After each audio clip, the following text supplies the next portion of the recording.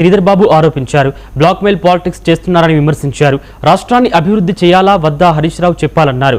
హరీష్ రావు పగటి కలలు కంటున్నారన్న ఆయన ఎన్నికల్లో ఓడిపోతున్న బీఆర్ఎస్ తీరు మారడం లేదని ఆగ్రహం వ్యక్తం చేశారు. వద్దా ఓ కార్యాచరణ తీసుకెళ్లాలని ముందుకు పోవాలని ఉందా లేదా, మీకుందా లేదా, మీ పార్టీకి ఉందా లేదా అని అడుగుతా ఉన్నాం.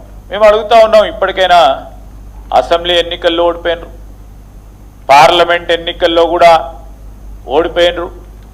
తిరిగి మేము స్థానిక సంస్థల ఎన్నికలు నిర్వహిస్తే దాంట్లో పెద్ద ఎత్తున వారు ఓటమి పాలయ్యారు. మరొక మారు పట్టణాలకు సంబంధించిన ఎన్నికలు జరుగుతాయి, దాంట్లో కూడా ఓడిపోయినారు.